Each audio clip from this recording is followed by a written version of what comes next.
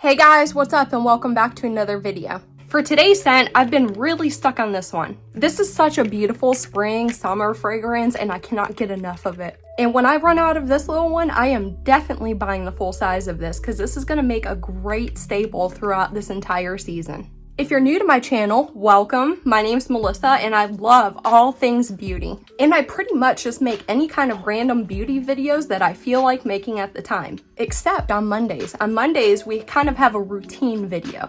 And what we do is an in-depth review and a tutorial using the eyeshadow palette of the week. And for this week, let me introduce you to this little one. This palette just released and it's from Urban Decay. And they actually released a trio of palettes and I got the one in half baked. So here's what this little mini looks like, and I personally love eyeshadow palettes of all types. I'm a color freak, I love a bold, vibrant eye, but I also love playing it neutral. And when you look at this color story, you can't get very much more basic than this. So the first part of this video, we're gonna do a full look using this palette. And then the second part of the video is going to be an in-depth review featuring this baby right here. So if you're interested in hearing more personalized thoughts and how my experience went with using this, then stay tuned to the latter half of this video and you'll hear all about that. But for now, let's move right into the tutorial.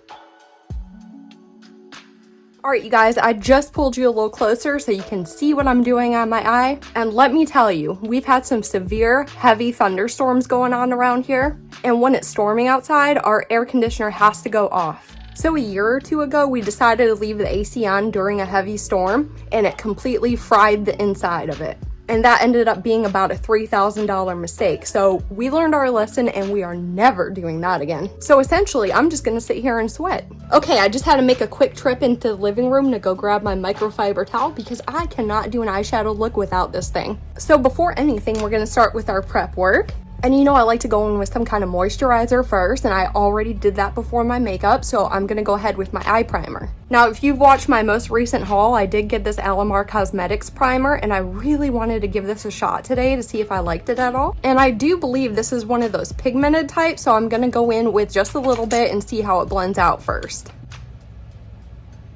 So I'm taking my favorite eyeshadow primer blend out brush and I'm just going to give this a nice blend and see how far that little bit takes. Now my personal favorite eyeshadow primers are the kinds that apply slightly pigmented and then they spread out and dry down to a very powdery finish. I don't like tacky primers at all. I like primers that are super easy to blend on. I feel like tacky primers just grip your eyeshadow and you cannot blend it. So far, I really like this one. It seems to really have covered up my discoloration. And I have this little spot about right here that totally defies any eyeshadow on it. And I really like to put some extra eyeshadow primer on that spot so it makes a really smooth base so the eyeshadow does stick to it. But yeah, for my first use, I really do like that one so far. I need to see how the shadows blend on it, but it went on very, very nicely. So I'm going to go ahead and tightline my eye today. I don't always do this, but today I think it makes a significant difference in the outcome of the look. So I'm just taking a black pencil. So I'm just going to go ahead and color in the spaces between my upper lashes.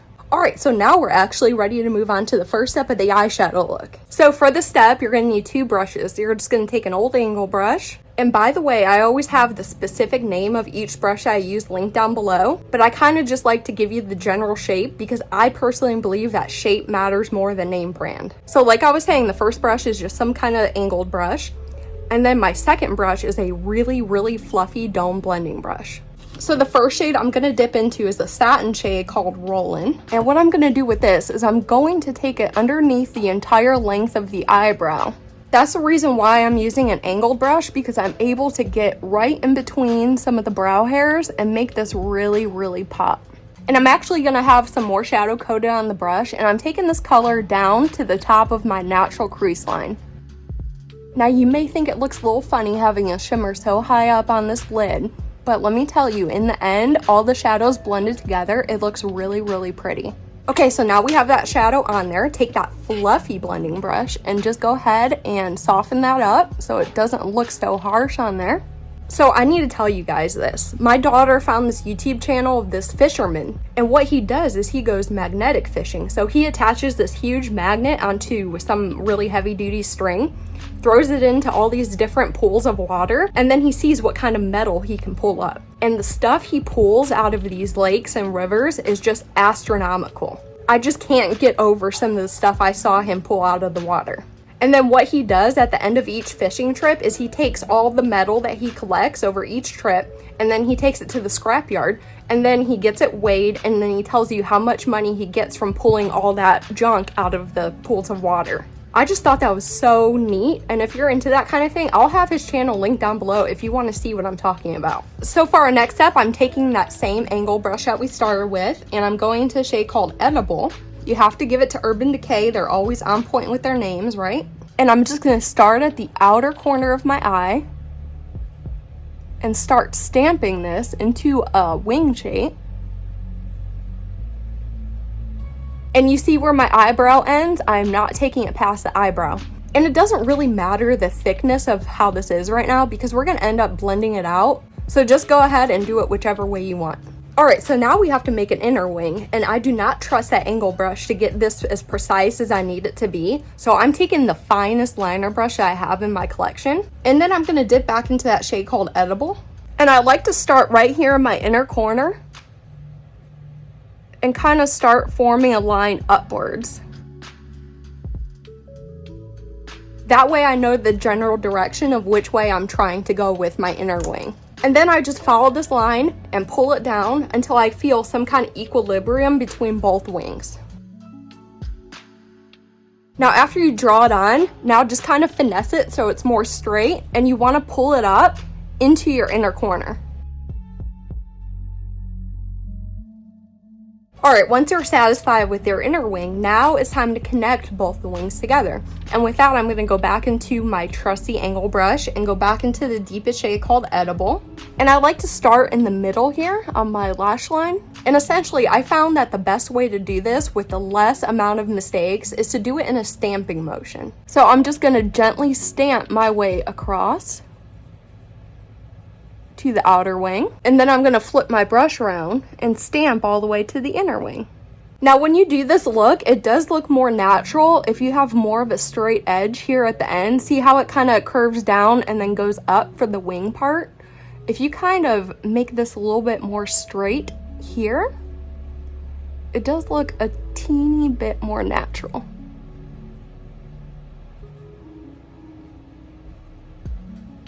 So the next step is to blend this baby out. And this will not only show me how good this eye primer works, but we also have to use a very good blending brush. And for this step, I'm taking one of my favorite multi-purpose detailing brushes, and I can really blend with this thing. So I'm taking this brush, and then I'm going into the lighter shade called Buck Off.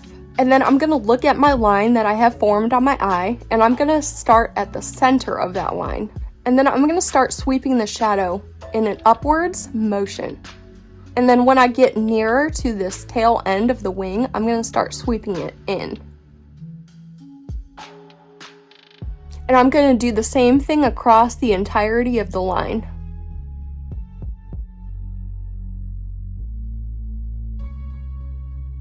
So my next step is I took that really tiny liner brush again, and then I got it wet, and then I used the glitter shade. And this part is optional, but I think it just gives the look a little extra pizzazz. And I just put some glitter on this little inner wing right here. So here's how the inner wing looks with just a little bit of glitter on top. I think it just looks a little extra cool. Next, I'm going to take that same black pencil I used on the upper line. I'm going to take this right into the waterline. So the lower lash line isn't very complex at all. I just kind of wanted to replicate what we had going on the top, just a little bit on the bottom. So I'm taking that angle brush and I'm going into the shade Edible. And I'm going to leave a little space, probably about 1/4 of an inch, between the inner wing and where I'm going to start. And I'm going to line this entire lower lash line very tightly with the shade. Now I'm taking my little multi-purpose detail brush and going into that lighter shade called Buck Off. And I'm really going to blend this lower lash line out like crazy. And then using that same angle brush, I'm going to go into the shade called Rocky. And I'm going to put this in that little space that we left blank. So that's pretty much the eye look. Let me go put some mascara on, kind of even out my other eye, figure this stuff out, and then I'll get right back to you. Alright guys, I am back and I feel balanced out. And here's the eyeshadow look in all of its finished glory. Now truly, you can do this kind of style of look with any color eyeshadow that you have, but I personally think that if you use neutrals with this style of look, it just takes it to the next level. I also think that this is a look that demands the use of false lashes. When you use false lashes with this, it just makes it pop. I have worn them with this specific look and it did look great. And truthfully, do you need this palette to get this kind of look? The answer to that is no. You can find these colors in pretty much any sort of neutral palette that you have.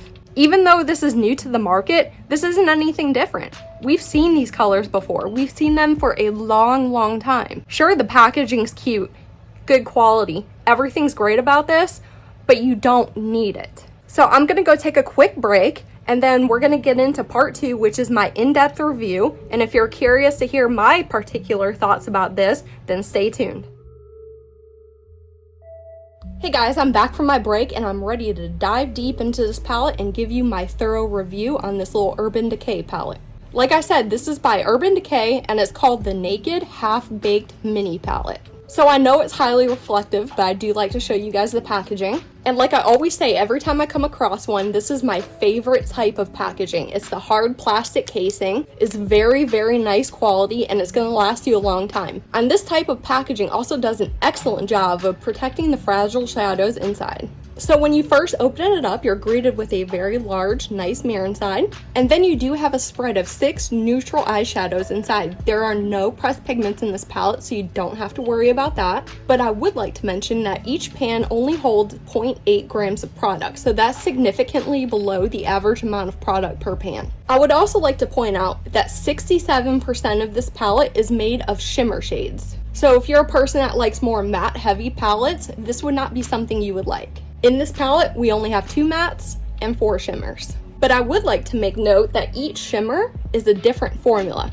So for instance, this one's a satin, this one's technically a shimmer, this one's a metallic, and this one's a glitter. So you know I always like to touch on each formula included, so let me start off with the matte. If you ask me, the mattes are the standout formula in this palette. Because the matte shades are so close in tone, it's very easy to blend them together and create really nice looks. They blend really nice and they layer well too. Each matte shade applied the same color on my eye that it appears as in the pan. And if you're wondering, this is a more buildable formula. So you're not going to get direct pigment as soon as you place it on your eye. You do kind of have to build it up to get the intensity that you desire. Now let's talk about this little shade right here. This is a satin shade. And in my opinion, it's a true mix between a matte and a shimmer. There are no huge chunks of glitter in the shade, and like with every non-matte formula, I tested it with all application methods and it worked the best with my finger or with a dampened brush. It really underperformed with a dry brush. So for the next formula, I'm going to do these two together. This is the shimmer and this is the metallic, and I honestly couldn't see the difference between them. I will say this one is a duochrome shade and this one is not, but formula wise there was no significant difference between both of those. There's also no big chunks of glitter in both those shades at all, and they both also have a very pigmented base as well. And just like the satin formula, it applies well with your finger or with a dampened brush, but when you use a dry brush with it, it severely underperforms. And now let's get into this glitter, because I'm pretty sure you're curious about the Urban Decay glitter formula. This shade has a very wet, cream-like feeling to it. And this shade does have little glitters in the formula. And I find the shade particularly unique because it has a base pigment. It doesn't look like little miniature glitters just staggered upon each other. It actually applies as one swift line, almost like a foiled metallic would. But when you look closely, you can see the little glitter pieces. And it's also a self-adhesive formula, so you don't need to go in with a glitter primer prior to use. You can just apply the shade directly to your lid and it sticks by itself. And like all the other non-mattes, it worked with my finger, worked with a damp brush. Don't use a dry brush. Okay, for this next part, I'm going to pop up some swatches on screen so you can see how each shade in this palette looks swatched out.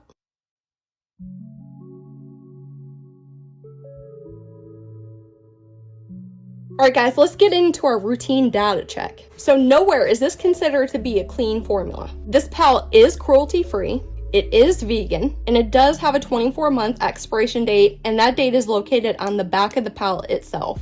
So let's talk a little bit about the cost of this. If you went out and bought this palette as it is today, it would cost you $29. Breaking that down a little bit, it comes to $4.83 per shade. And breaking that down a bit further, it comes to $6.04 per gram. And my evaluation is that comparing this to similar products offered on the market, the price per shade is just not great, but it's not too bad. It's just kind of in the middle somewhere.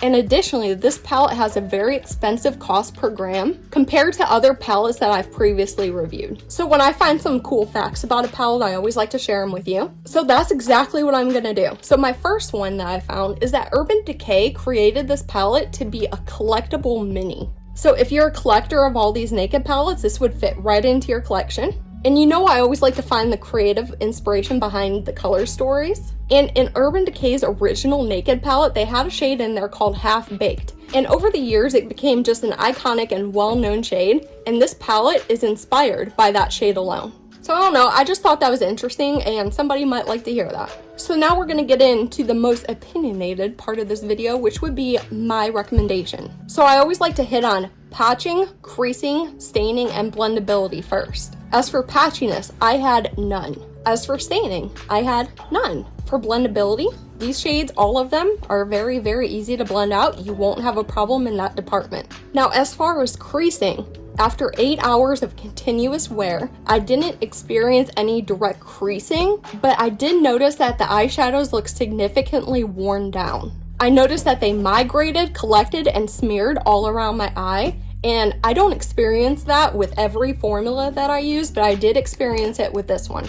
Now, as far as my recommendation goes, this is definitely one of those palettes I can neither say recommend nor discommend. You personally have to weigh the pros and cons and see if this is going to add value to your collection. Now, personally, I think it performed well, and if you're interested in this palette, I don't think you'd be disappointed in it. But I really don't think this is special or unique enough to bring value to anybody's growing collection. I have 3 reasons why, like always, that I wanted to share to help you make an informed decision. Okay, for my reason number 1, during the cost evaluation, we discussed the breakdown of prices for this palette.